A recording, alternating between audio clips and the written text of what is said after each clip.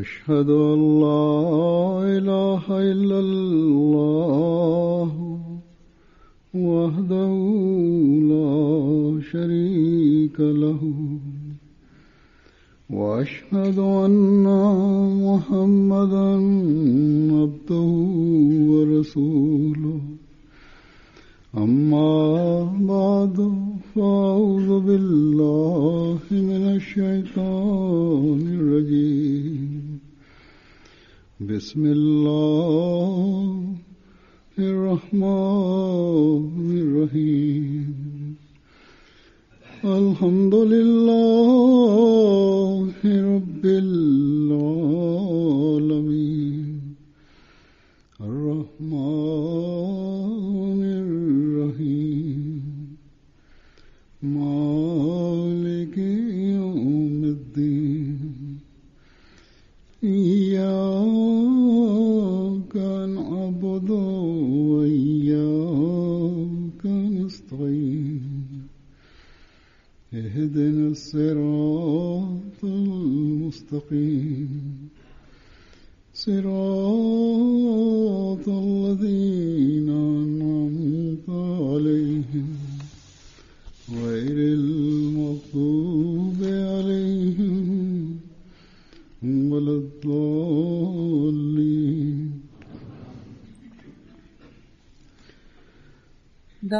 वसीम अलैहिस्सलाम एक जगह फरमाते हैं د کال 2014 د اکتوبر د میاشتې په 11مه نیټه د احمدیه سنټر ملبورن استرالیا نشریات فرمایي دلته به د هغې خطبې پښتو ترجمه د احبابو په خدمت کې وړاندې کوو. نهایت کمزور ہو گئی ہیں اور عالم آخرت صرف ایک افسانہ سمجھ حضرت مسیح موعود علیه السلام یو ځای کې فرمایي اپنی عملی حالت سے چې زه دې لپاره رالیږلی شوی یم چې ایمانونه قوي کړم او د خدای پاک وجود خلکو ته ثابت کړم، ځکه چې د هر قام ایمانی حالتونه ډېر کمزوري شوي دي او آخرت صرف یو افسانه ګڼل کېږي او هر انسان د خپل عملي حالت نه ښایي چې هغه څومره یقین په دنیا او د دنیا په شان و شوکت او په مراتب لري او څومره اعتبار چې په دنیاوي اسبابو باندې دی، نو هغه عمره اعتبار بیخي هغه په خدای او د آخرت په عالم نه لري. په ژبه ډېر څه دي خو په زړونو د دنیا د مینې غلبه ده. حضرت مسیح علیه السلام یهودیان هم په داسې حال کې بیا موندي وو او لکه څنګه چې د ایمان د ضعف دا خاصیت دی، نو د یهودیانو ایمانی حالت هم ډېر خراب شوی و او د خدای پاک مینه د هغوی په زړونو کې سړه شوې وه. اوس زما په زمانه کې هم همدا حال دی، نو ځکه زه رالیږلی شوی یم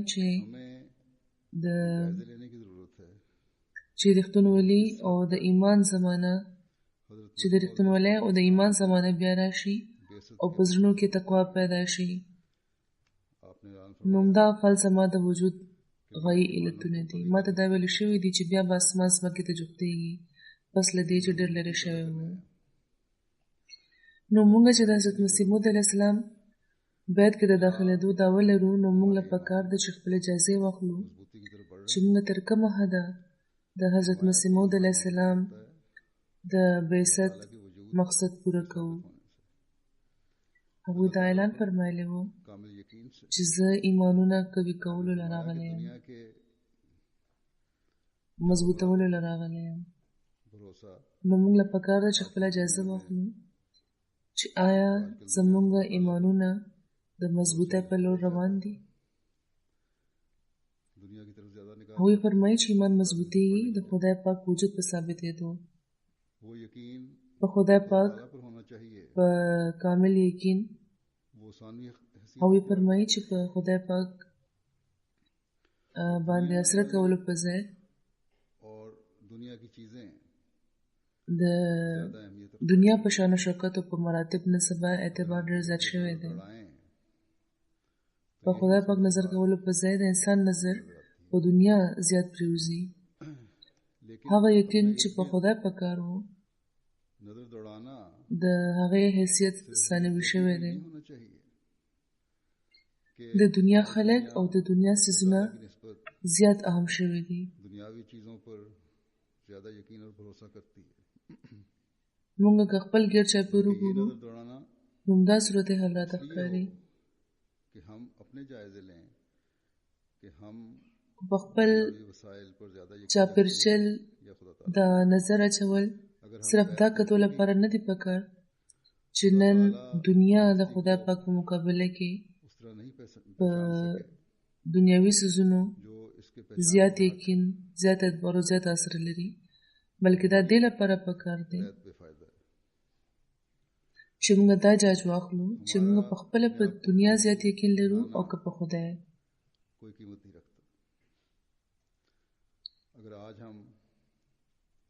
که بیعت کول نه پس موږ د خدای پاک هستي هغه شان ونه پېژندله لکه څنګه چې د پېژندنې حق دی، نو زموږ بیعت بې فایدې دی. زموږ احمدي بلل کېدل هېڅ قیمت نه لري.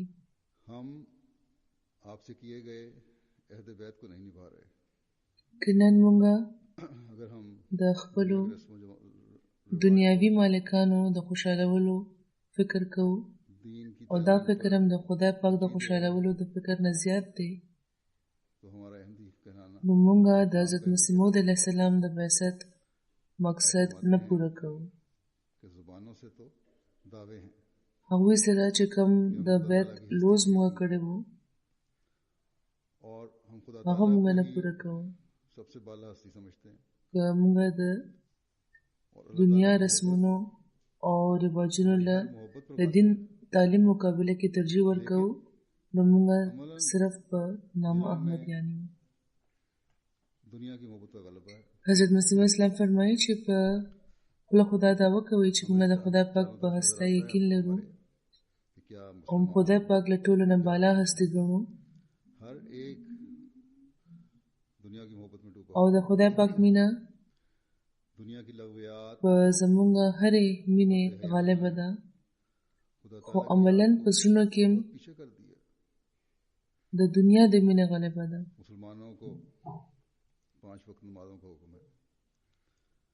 چارچاپېره دا موږ ته ښکاري چې که مسلمانان دي او که غیر مسلمه ټول د دنیا په مینې کې ډوب شوي دي. د دنیا لغویاتو او بې حیایو د خدای پاک یاد ډېر رستو کړی دی.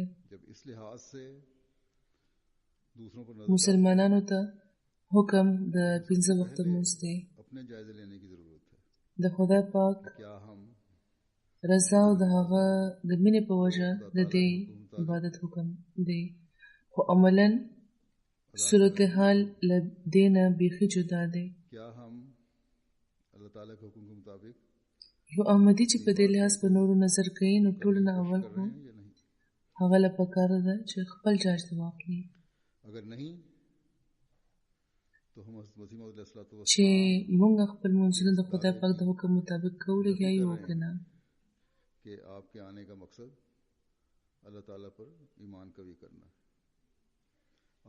موږ دا کوشش کوو که نه چې خپل عبادتونه د خدای پاک د حکم مطابق وکړو.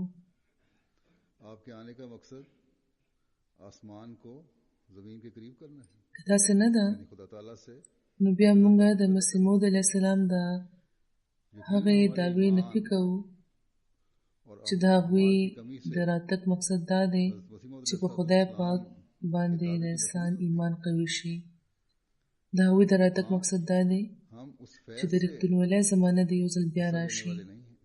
د هغوی د راتګ مقصد دا دی چې اسمان د ځمکې ته جوخت کړی شي، یعنی خدای پاک سره یو ژوندی تعلق پیدا کول مقصد دی. زموږ د ایمان او د اعمالو د کمی نه یقیناً چې د حضرت مسیح موعود علیه السلام د دعوې نفي خو نه کېږي، خو او مونږه هغه فیض نه برخه اخیستونکي به نه یو چې کوم د هغوی په بعثت جاري شوی دی. زمونږ د ایمان دعوې هم تشه د خولې دعوې وي. نو ځکه په ځای د دې چې هر تندی په بل نظر ساتي چې هغه څه کوي، ایمان یې څنګه دی، عمل یې څنګه دی او په هغه کې کومه کمزوري ده، هر احمدي له پکار ده چې هغه د خپله جایزه واخلي چې هغه په خپله څه کوي او تر کومه حده خپل د بیت روز هغه پوره کوي لګیا دی، تر کومه حده هغه د حضرت مسیح موعود علیه السلام مقصد پوره کوي.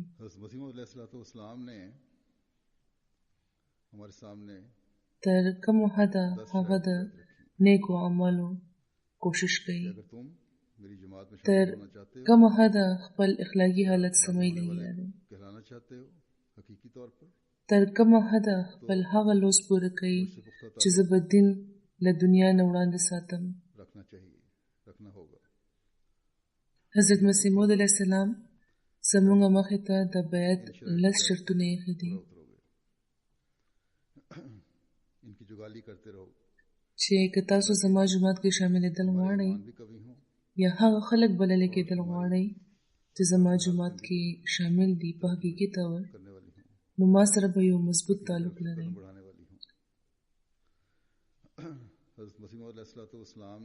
او دا معلومه کېږي چې د بیعت په هغو 10 وړو شرطونو پوره شئ. وخت په وخت دا ګورئ چې ستاسو وخت په وخت به دا شرطونه ګورئ چې ستاسو ایمانونه پې قوي شي او ستاسو اخلاقي حالتونه مخ په ترقۍ روان شي.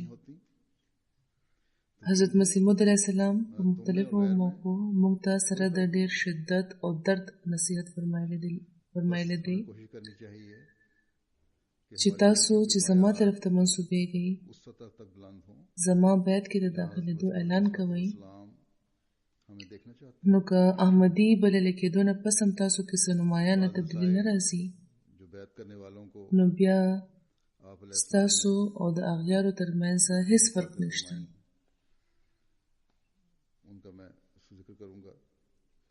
نو موږ ته کوشش دا کول پکار دی چې زموږ د نیکو معیار وي تر هغه درجې اوچت شي چېرته چې حضرت مسیح موعود علیه السلام غوښتل چې موږ وګورو.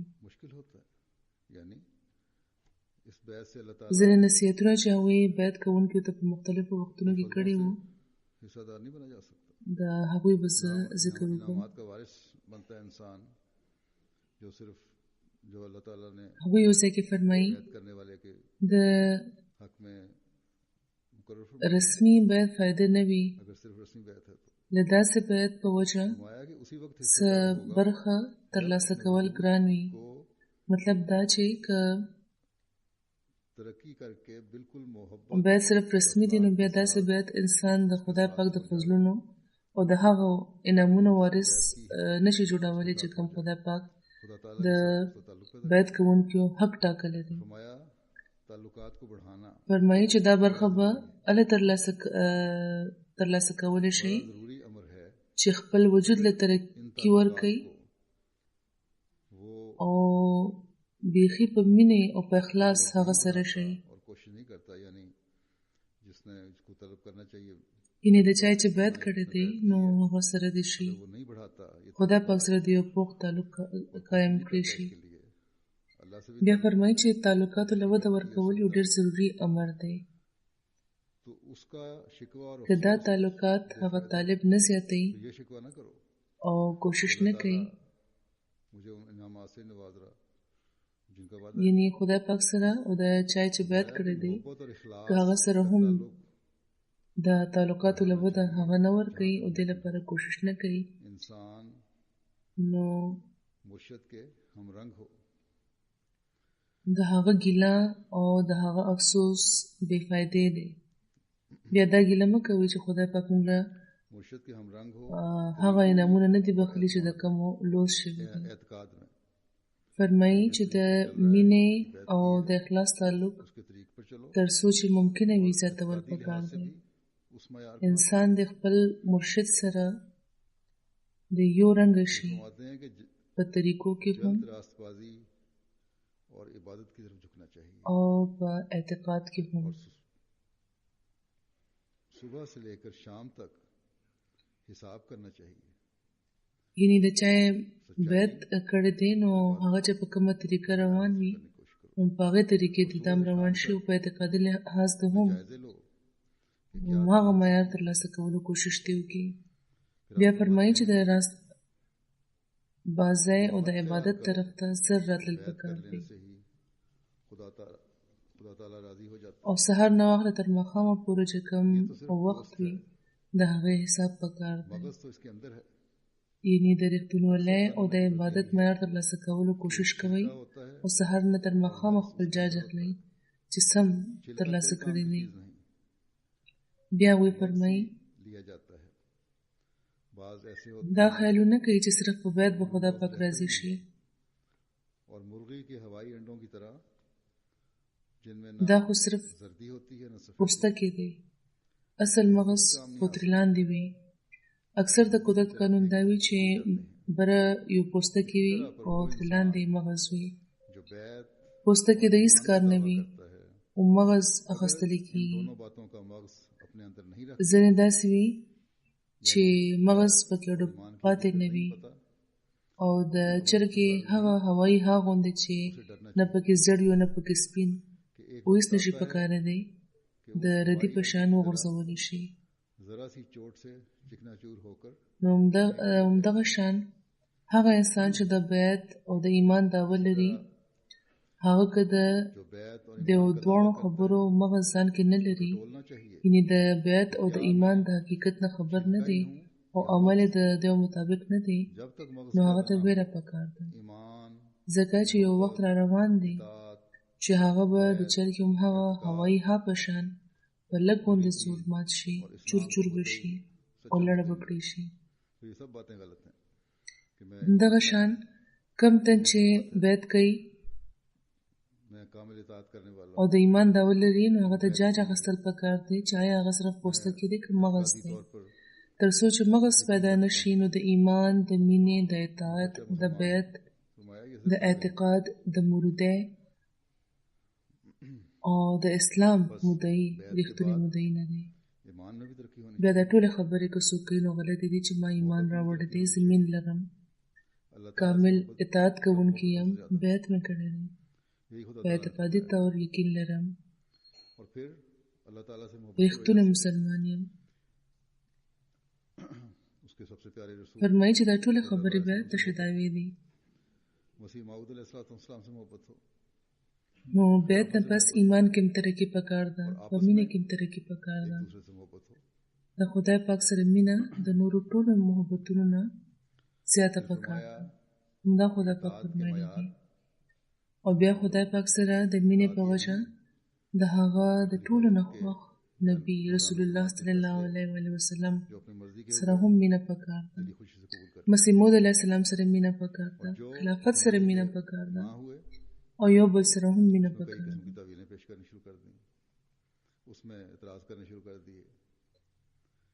بیا فرمایي چې د اطاعت معیار ترلاسه کوي. اطاعت دا نه دی چې د وخت د خلیفه یا د جماعت د نظام چې کومې فیصلې ستاسو د مرضۍ وي هغه په سر سترګو قبولې کوي او چې کوم هم د خوښې نه وي نو بیا هغې کې ډېر تاویلونه وړاندې کول شروع کوي، اعتراضونه شروع کوي. فرمایي چې د بیعت دعوه که کوئ نو بیا اطاعت هم کامل پکار دی.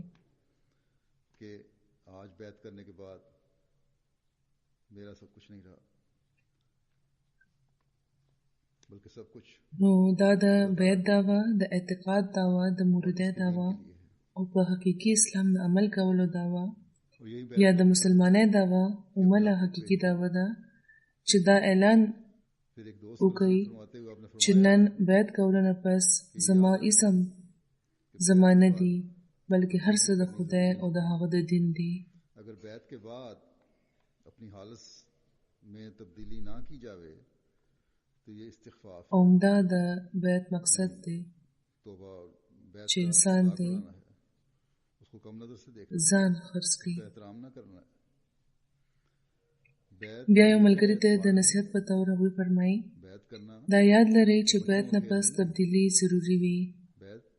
که بیعت نه پس خپل حالت کې تبدیلی ونه کړی شي نو دا استخفاف دی، یعنی توبه او بیعت پر ټوکې دی. داسې دی لکه چې د یو ته سپک وکتلی شو یا احترام یې نه کېږي. بیعت څه بعضې چې اطفال نه دی، یعنی د ماشومانو لوبه نه ده. بیعت یوه تقاضا کوي. په اصل کې بیعت هماغه تن کوي چې په تېر ژوند یې یو مرګ وارد شي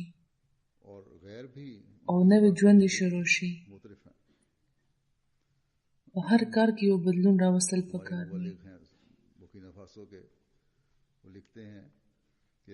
د خدای پاک په فضل نن هم حضرت مسیح موعود علیه السلام له هغه داسې مخلصانو ته کوي لګیا دی چې بیعت نه پس په ځان کې پاکې تبدیلی پیدا کوي او پردي هم د هغوی د دې پاکې تبدیلی اعتراف کوي.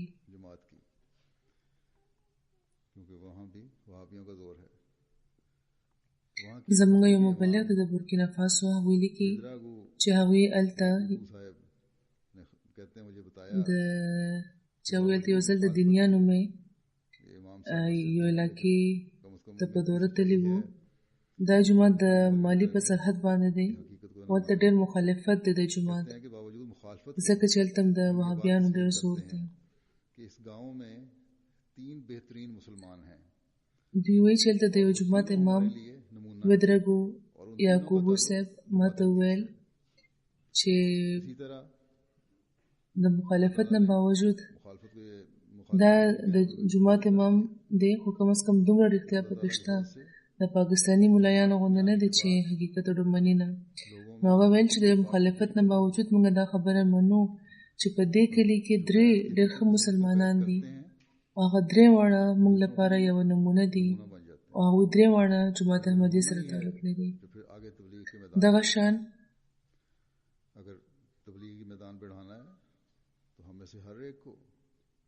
خدای پاک مخالفین په دې وینا مجبوره کړي دي چې د خدای پاک په فضل جومات ته راتلو نه پس په خلکو کې یو حقیقي او پاکه تبدیلي پیدا شوې ده. نو کم خلک چې د بیعت په حقیقت پوهېدو نه پس بیعت کوي هغوی نورو لپاره یو نمونه شي. همدا نمونه ده چې بیا وړاندې د تبلیغ میدانونه پرانیزي.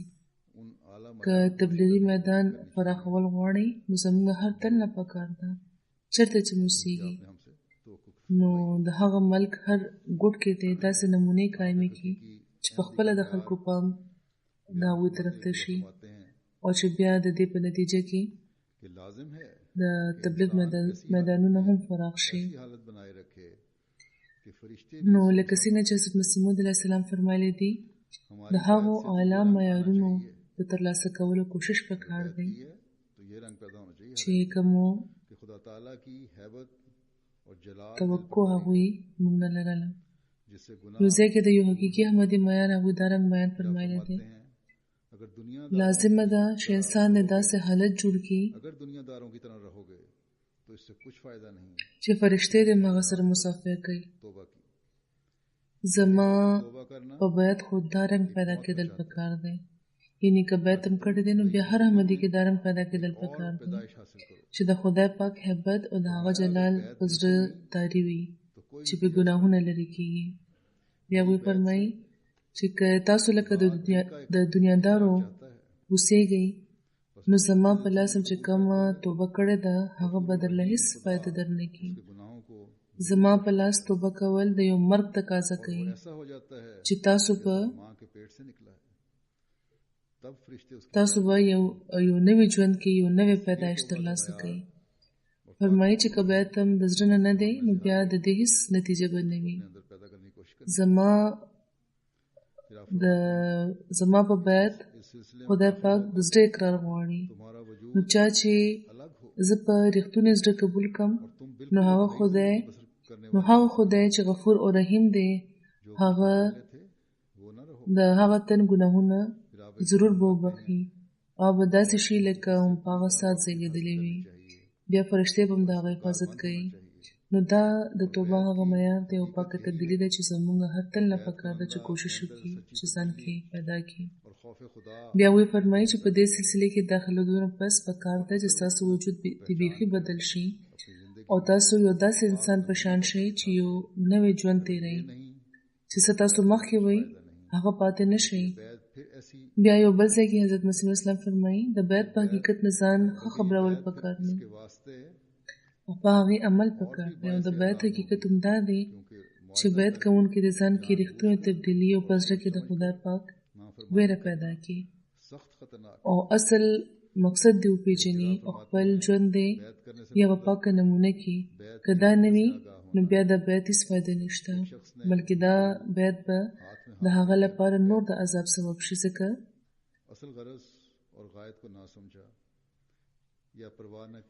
چې یو لوز نه پس له قصده نه او ښه په پوهه نافرماني کول سخت خطرناک کار دی. بیا یو ځای کې هغوی فرمایي د بیت کولو مطلب د بیت د حقیقت نه آګاهي ده.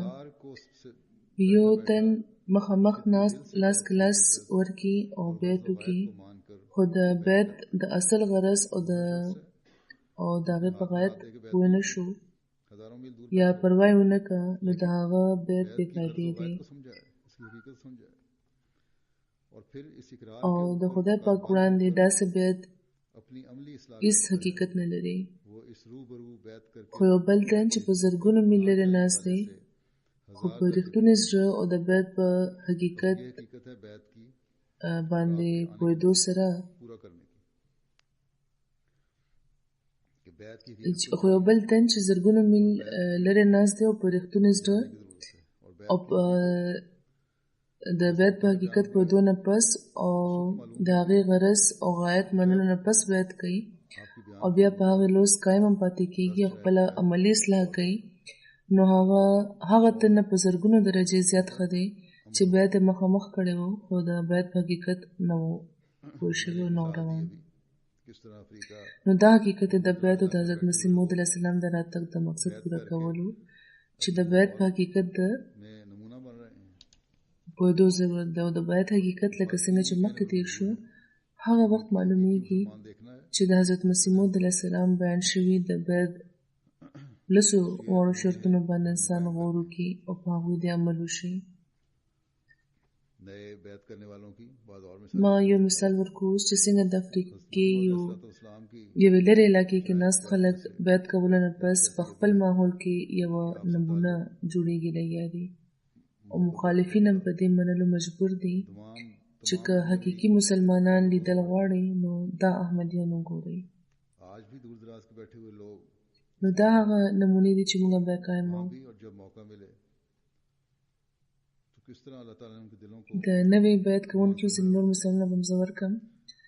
د حضرت مسیح موعود علیه السلام د بیت شرطونو کې یو شرط دا هم دی چې هغوی سره د حضرت مسیح موعود علیه السلام سره به زموږ د محبت او د اخوت تعلق د دنیا ټولو تعلقونو په مقابله کې زیات وي.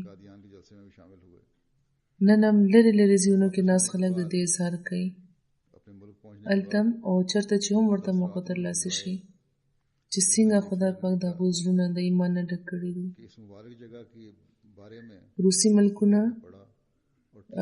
د روسي ملکونو نه چې کومو خلکو بیتونه کړي دي هغوی د خدای پاک په فضل په خپل ایمان او په اخلاص کې په غیر معمولي طور مخ په وړاندې روان دي. دوی نه یو څو تنه تېر کال د قادیان په جلسې کې شامل شوي وو. واپس چې خپل ملک ته لاړل نو هلته نه خپل تاثرات هغوی رالېږلي دي. یو تن پکې لیکي دې برکتي مقام باره کې مو په کتابونو کې لوستي وو او په ټي وي مو لیدلي وو خو کله چې زموږ قدمونه په هغه ځمکه پرېوته نو هغه ماحول چې کوم د حضرت مسیح موعود علیه السلام په وخت وو هغه په موږ هم طاري شو. هلته ساه اخیستل ډېره اسانه وه او انسان د دنیا او مافیها نه بېخبره شي ان تر دې چې د انسان خیالونه هم د خدای پاک په عبادت کې مستغرقه شي. دا هر څه چې موږ هلته ولیدل او محسوس هم کړل دا په لفظونو کې بیانول ډېر ګران دي. بیا یو ملګري لیکلي دي چې د خدای پاک په فضل او په کرم مال د قادیان ته د تلو او د رسول الله صلی الله علیه وسلم د حکم مطابق مهدي آخر الزمان ته د سلام ویلو توفیق ترلاسه شو. ما په وړومبي ځل احمدیه جومات نه د بانګ اواز واورېدو، ځکه چې هلته پابندی دي په روس کې په جومات کې بانګ نشي ویلی کېدی. نو وایي چې ما خپل سامان زر زر کېښودو او چارندام مې وکړو او په دې خیال جومات ته لاړم چې دا د حضرت مسیح موعود علیه السلام جومات دی.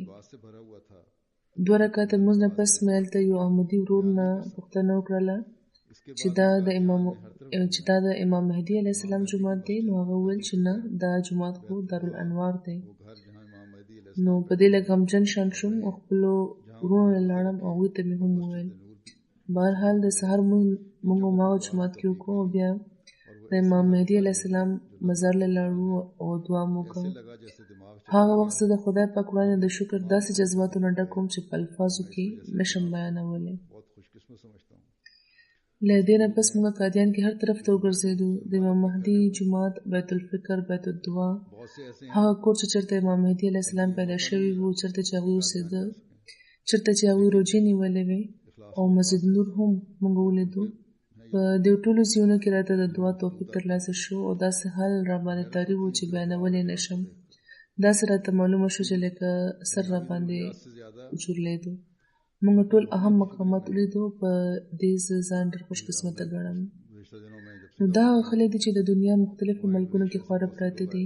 ګڼ پکې داسې دي چې قادیان ته د تلو موقع ورته نه ده ترلاسه شوې، خو بیا هم دا خلک د وفا او د اخلاص نه ډک دي. دا د کومو خلکو چې خطونه راځي، نو د هغوی اخلاص او وفا چې ګورم نو حیرانېږم. د خپلو دنیاوي ضرورتونو نه زیات دوی ته د خپل د ایمان فکر دی. تېره ورځو که چې زه سنګاپور کې وم، نو هلته د انډونیشیا نه هم ګڼ شمېر خلک راغلي وو او غریبانان خلک د یو اوږد سفر نه پس هلته رسېدلي وو. داسې خلک هم پکې وو ځینې چې د کرایې پیسې نه لرلې، نو لږه ډېره چې کومه ځمکه یې وه جایداد، نو هغه یې خرڅ کړو او کرایه پوره کړه او سنګاپور ته رسېدلي وو. او چې کله هم هغوی د دعا لپاره به ویل، نو دا نه چې صرف د دنیاوي ضرورتونو لپاره، بلکې دا یې ویل چې زمونږ اولاد دې په دین قایم اوسي او کم انعام چې مونږ ترلاسه کړی دی دا چېرته مونږ نه ضایع نه شي. د ښځو هم داسې جذبات وو، د سړو هم. بیا خلافت سره مینه هم د هغوی بې انتها وه. د هغې مینې او د ورورولۍ څرګندونه وه چې صرف د خدای له خاطرې وي. بیا یو بل مثال مې وړاندې کړم چې په دنیا د دین تقدیم هم ثابتوي او د اخوت د لوز څرګندونه دې هم کېږي. فرانس نه امیر صاحب لیکي چې یو نومبای عبدالعزیز صاحب د 13 میاشتو راسه نوکري لټوله. همدغه دوران دوی ته وویل شو چې د جون د میاشت په آخر کې د جرمني جلسه سالانه به کېږي او هغې کې به خلیفة المسیح شامل وي. نو دوی ویل چې په هر قیمت به دوی جلسې له ځان رسوي او دا یو ډېر لوی خواهش و چې خلیفه سره ملاقات وکړي. بهرحال وایي چې په 2 جون چې جرمني ته تلو لپاره دوی سره بیا رابطه وشوه، نو هغوی ویل چې نن مې یوه نوکري لګېدلې ده او د نوکرۍ په سر کې مې که 4 چوټیانې وکړي، نو اغلبه ده چې نوکرۍ نه به فوراً لرې کړی شم. دا نوموبای و او د دنیا حالات چې کوم نن سبا دي په خاص طور یورپ کې هغه داسې دي چې نوکرۍ ډېرې په ګرانه ترلاسه کېږي. په لکونو خلک بېروزګاره دي، خو له دې نه باوجود هغوی ویل چې زه به په هر حال جلسه سالانه ته ځم، که نوکري مې ختمېږي نو ختمه دې شي، زه به خلیفة المسیح سره ملاقات له خامخا ځم. او الحمدلله چې هغوی بیا په جلسې کې شرکت وکړو او بیعت کوم چې دستي بیعت و هغې کې شامل شوي وو. بیا مالی نه زموږ مبلغ لیکي چې زموږ علاقې نه یو نومبای ادم کلوبالي صاحب په یو کمپنۍ کې نوکري کوي. یو ورځ هغوی د خدام الاحمدیه یو اجلاس سره وبللی شو. هماغه وخت د هغوی د کمپنۍ یو اهم اجلاس کېدونکی و او د هغه اجلاس نوعیت څه داسې و چې که پکې نه شاملې دی نو د نوکرانه پرې وباسلې کېدی شو. هغوی پروا نه کړو، د جومات په اجلاس کې شریک شول او د جوماتي اجلاس په ختمېدو چې هغوی د کمپنۍ اجلاس ته لاړل نو ډېر ناوخته شوی و او د هغوی ګمان همدا و چې د کمپنۍ مالک به ترې ډېر خفه وي. خو د احمدیت دا خادم چې دین یې په دنیا مقدم کړی و هغه نه د هغه د کمپنۍ مالک ډېر خوشحاله و او د انعام په توګه یې ورله یو موټرسایکل هم ورکړو. د هغه نومبای دا پوخ ایمان دی چې هغه ته دا انعام د احمدیت په برکت ترلاسه شوی دی. نو دا د هغه اخلاص و چې په دنیا د دین د تقدیم چې کوم د هغه لوس و هغه یې پوره کړو. نو خدای پاک هم بیا ورله ډېر څه وبخل. دلته هم جلسې کې ځینې خلک مسره ملاو شوي دي. یو دوه خو پکې زه پېژنم چې د فیجي نه راغلي دي. د دوی هم نوې نوې نوکرۍ وې خو دوی پرېښودلې او جلسې ته راغلل. خو ګڼ شمېر کې داسې خلک هم دلته شته چې د خپلو کارونو د لاسه یا بیا په څه بله وجه حالانکې د نوکرۍ مسله هم ورته نه وه جلسې کې نه دي شامل شوي حالانکې دوی ته په کار وو چې جلسې ته خامخا ځان رسولی وی. بیا د یو لرې ملک اوسېدونکي د اخلاص یو بل مثال وګورئ چې د دین د علم حاصلولو هغه څومره درد لرلو او بیا خدای پاک په هغه څنګه فضل وفرمایلو.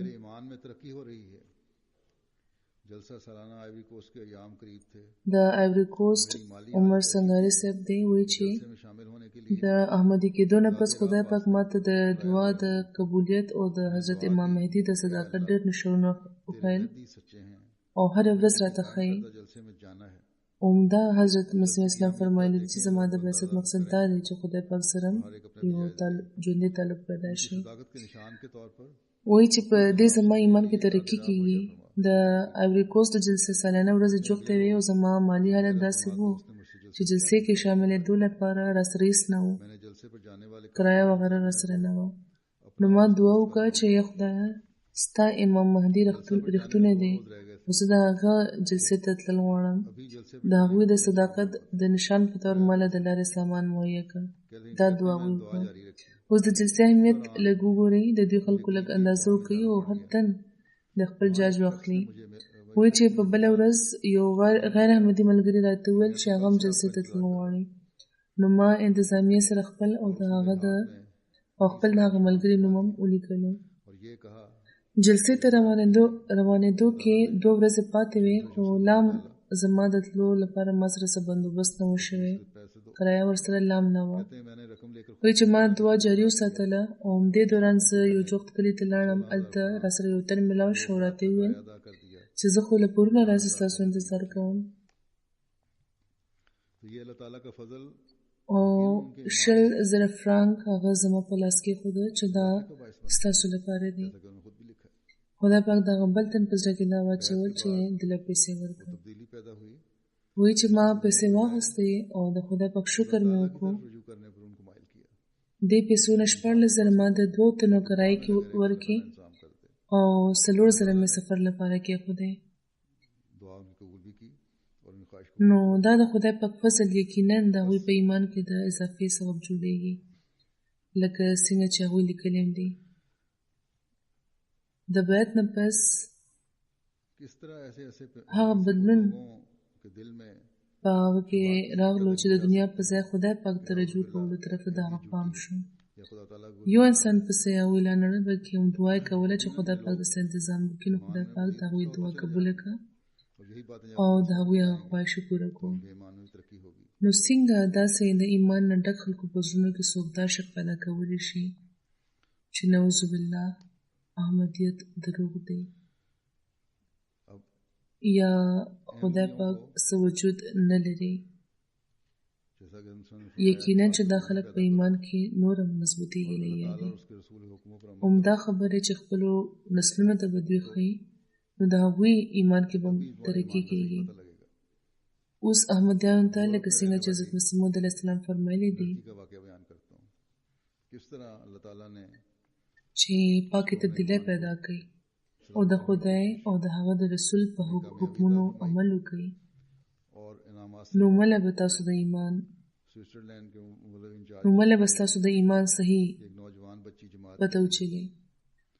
اوس د یورپ د یوې جنۍ واقعه به بیان کړم چې څنګه خدای پاک هغې له د خپل د ایمان سلامت ساتلو په کوشش کې کامیابي عطا کړې وه او انعامونه یې ورله بخښلي وو.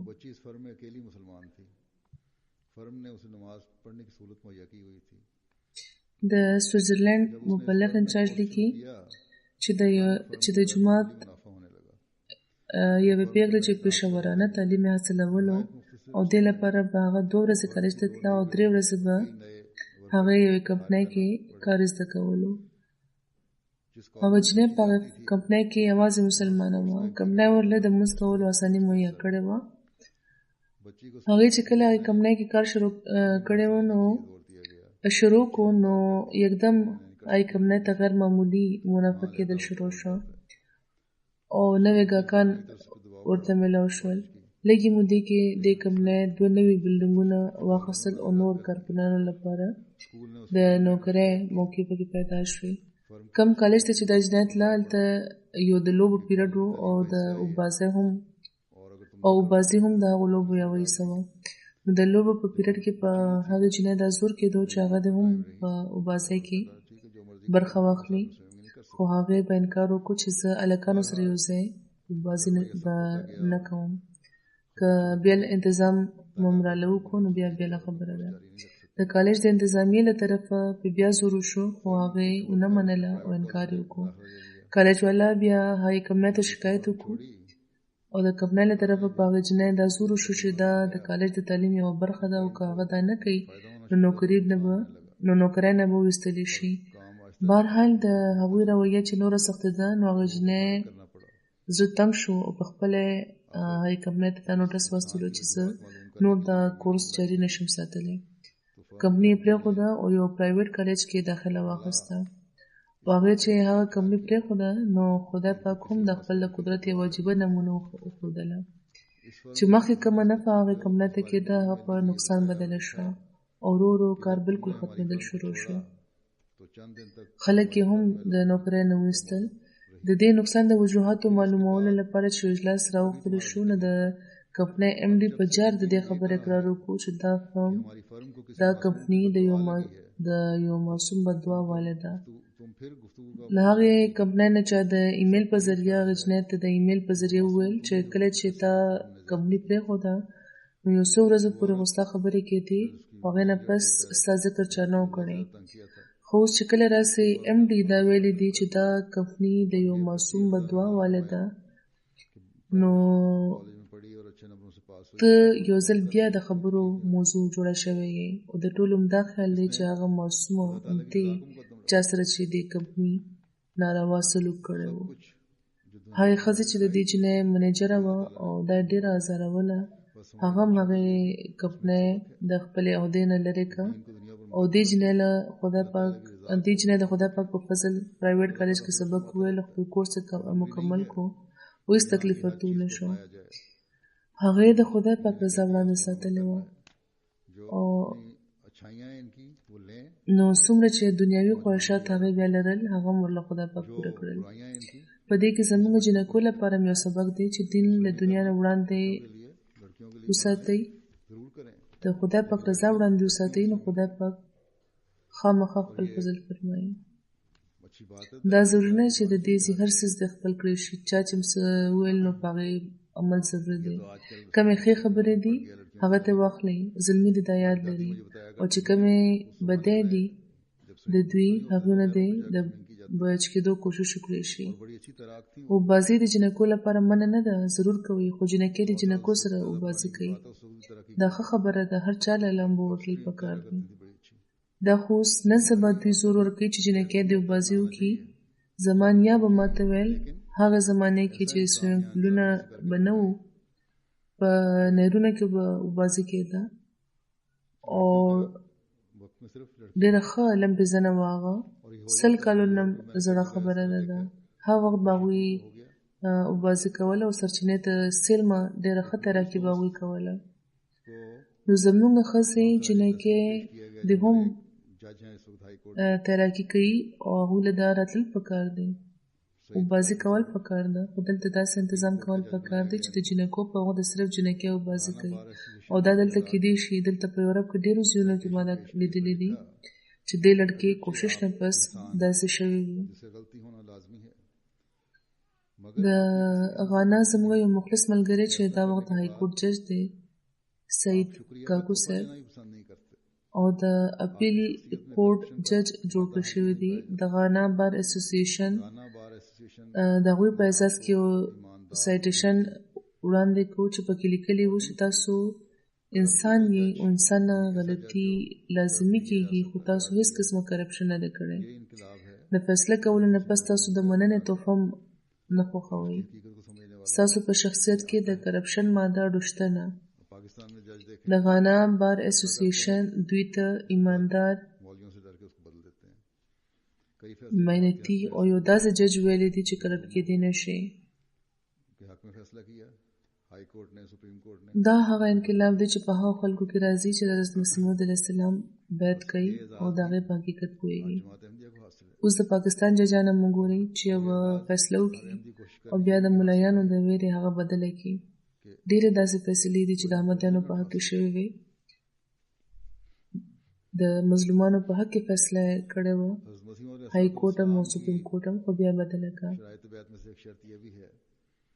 نو دا احساس هم نن جماعت احمدیه لري او پکار ده چې هر احمدي دا کوشش کوي چې دا احساس دی هغوی سره پاتې شي چې څوک هم پې ګوته پورته نه کړي. د حضرت مسیح موعود علیه السلام د بیعت شرطونو کې یو شرط دام دی چې کم صلاحیتونه درته خدای پاک بخښلي دي د هغوی په ذریعه انسانانو له فایده ورکوي. د اغیارو له طرفه د دې اقرار څنګه کېږي، د دې به یو نمونه وړاندې کړم. د سیرالیون صدر د سیرالیون د جومات 250مې جلسې سلانه په موقع خپل خطاب کې وویل چې زه ډېر خوشحاله یم چې صرف د جماعت احمدیه نه بلکې د خپل قام یو اهم پروګرام کې شریک یم. زه دلته حاضر شوی یم چې دلته د جماعت احمدیه د ملک او قام د ترقۍ لپاره د خدماتو قدرداني وکړم او هغوی له خراج تحسین وړاندې کړم او د ملک د صدر په حیث دا ویلو له راغلی یم چې د سیرالیون حکومت او ولس په زړه کې د جماعت احمدیه څومره احترام دی. د جماعت احمدیه موټو دی چې مینه ټولو لپاره او نفرت د هیچا نه.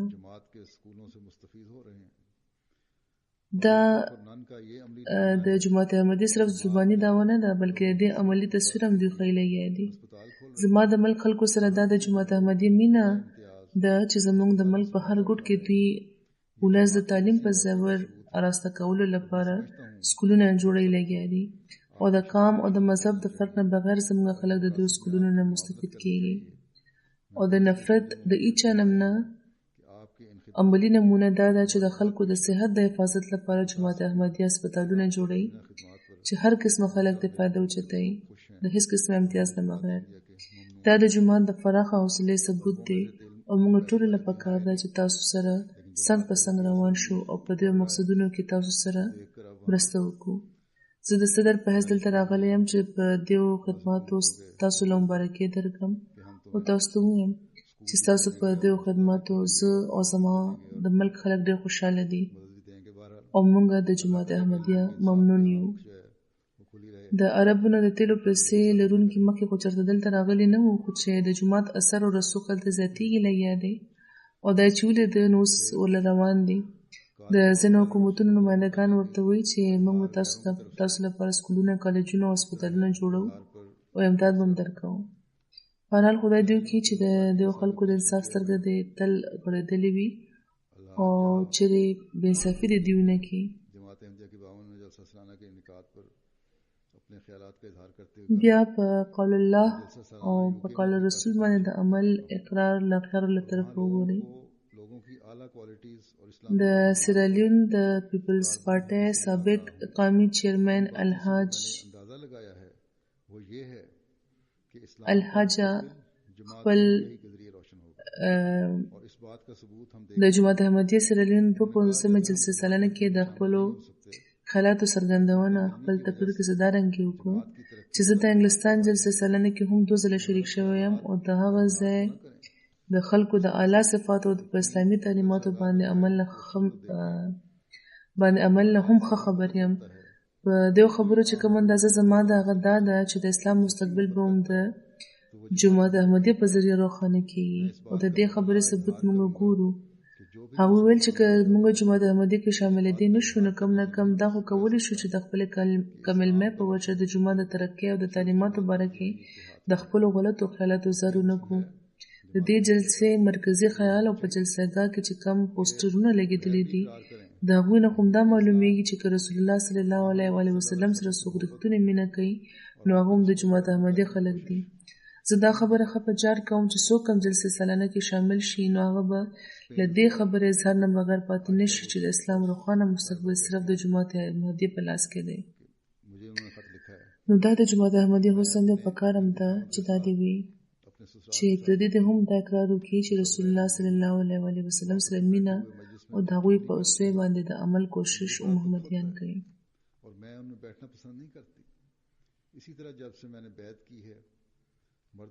د سپین عایشه بوترسس صاحب لیکي چې د خپل احمدي خاوند سره زه په خپل سخرګنۍ کې اوسېږم او هغوی ټول غیر احمدیان دي. هغوی یو بل سره چې ناست د یو بل جغلی کوي نو زه ډېره خفه کېږم او زه هغوی سره ناسته نه خوښوم. همدغه شان کله راسي چې مې بیعت کړی دی نو زه سلام لپاره سړو له لاس نه ورکوم او د پردو سړو په مجلس کې ناسته مې هم پرېښې ده. دا خبره زما په سخرګنۍ بده لګي او هغوی ما سره ناروا سلوک کوي او راته وایي چې داسې حدیث راته وښایه چې پکې منع شوي دي چې پردو سړو سره سلام لپاره لاس نه دی ورکول پکار. زه زما خاوند په دې حالاتو کې ډېر په صبر ګزاره کوو. دعا کوو چې خدای پاک دې موږ له بیل کور راکړي چې چېرته موږ په آزاده د امام الزمان علیه السلام په تعلیماتو عمل کولی شو. نو دا هغه بدلون دی چې هغه خلکو کې پیدا کېږي لګیا دی. یو احمدي جنیلم په داسې یوه خبره د کهتره احساس کې نه دی مبتلا کېدل پکار چې ځینې وخت پردو سړو ته د سلام ضرورت راپېښ شي. هېڅ ضرورت نشته د سلام چې دا خبره منع ده چې سړو له سلام لپاره لاس نه ورکوئ نو بیا د دې پابندي پکاره ده. همداسې سړو له هم پکاره ده چې هغوی د سلام لپاره ښځو له لاس نه ورکوي. که د خدای پاک فضلونه راغونډول غواړي نو بیا هر وړوکي نه وړوکي عمل چې په ظاهره وړوکي ښکاري هغې باندې د عمل کوشش پکار.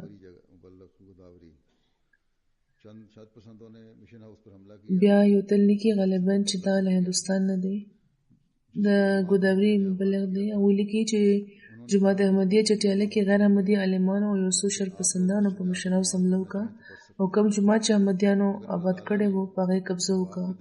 هغوی ویل چې په دې جومات کې امامت به مونږ کوو خو که تاسو پکې لمونځ کول غواړئ نو کولی شئ. خو خدای پاک د احمدیانو په زړونو کې د سلسلې لپاره داسې غیرت ایښی دی چې یو تن هم د هغوی مقتدي کېدل خوښ نه کړل او هر تن هلته هغوی پسې د لمونځ نه انکار وکړو او په احمدیت باندې ثابت قدم پاتې شول. نو دا یو مثال د دیني غیرت چې داسې خلک چې د زمانې امام نه مني هغه امام نه مني چې د خدای پاک را لېږلی دی او د رسول الله صلی الله علیه وسلم د پیشنګویانو مطابق راغلی دی. نو بیا داسې تن پسې موږ لمونځ څنګه کولی شو؟ داسې تن څنګه خپل امام کو چې د زمانې د امام انکار کوي؟ مونږه بندګانان نه بلکې خدای پاک خوشحاله وو او دې باره کې هم احتیاط پکار دی. خوش قسمت دي هغه خلک چې د بیعت په حقیقت پوه دي او پاکي تبدیلی انسان کې پیدا کړې دي او کوشش کوي لګیا دي. اللہ تعالیٰ کرے کہ ہم میں سے ہر ایک بیت کا حق ادا کرنے والا بن جائے. حضرت مسیح موعود علیہ السلام خدای دې وکړي چې زموږ هر تن د بیت حق ادا کوونکی شي. مونږه خدای پاک ته جوختولو لپاره چې کوم درد حضرت مسیح موعود علیه السلام لرلو په هغې د مونږ پوه شو. میں خوب جانتا ہوں کہ ان باتوں کا کسی کے دل میں پہنچا دینا میرا کام نہیں. هغوی فرمایي زه ښه خبر یم چې دا خبرې د چا زړه ته رسول زما کار نه دی بات کسی کے دل میں بٹھا دوں. او نه زه چېرته داسې څه آله لرم چې د هغې په ذریعه خپله خبره د چا زړه کې کېنولی شم. بیا فرمایي چې په زرګونو خلک دي چې محبت او اخلاص کې ډېره ترقي کړې ده، خو ځینې وخت د زړو عادتونو یا د بشریت د کمزورۍ د لاسه د دنیا امورو کې داسې لویه برخه واخلي چې دین له طرفه بیا غفلت پیدا شي. فرمایي چې مینې او اخلاص کې ترقي کړې وي، خو داسې خلک شته چې ځینې کمزورۍ څرګندې کړي، نو د هغو کمزورو د لرې کولو کوشش پکار دی. فرمایي چې زما مطلب دا دی چې بالکل داسې پاک او بېلوثه شئ چې د دین مخې ته دنیاوي امور اسم نه ګڼئ او د قسمه قسم غفلتونه چې خدای پاک نه د لرېوالي د مهجورۍ باعث جوړېږي هغه د لرې شي. تر څو چې دا خبره پیدا نه شي نو حالت خطرناک دی او قابل اطمینان نه دی. نو موږ له په خاص ډول خپلې جایزې اخیستل پکار دی. پکار ده چې خپل حالتونه د خدای پاک د رضا مطابق کړو. خدای پاک دې موږ له د دې توفیق راکړي.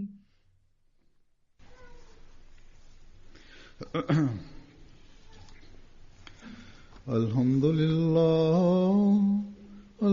لله نحمده ونستعينه ونستغفره ونؤمن به ونتوكل عليه ونعوذ بالله من شرور أنفسنا ومن سيئات أعمالنا. من يهده الله فلا مضل له ومن يضلل فلا هادي له. ونشهد أن لا إله إلا الله ونشهد أن محمدا عبده ورسوله. عباد الله رحمكم الله إن الله يأمر بالعدل والإحسان وإيتاء ذي القربى وينهى عن الفحشاء والمنكر والبغي يعظكم لعلكم تذكرون. اذكروا الله يذكركم وادعوه يستجب لكم ولذكر الله أكبر.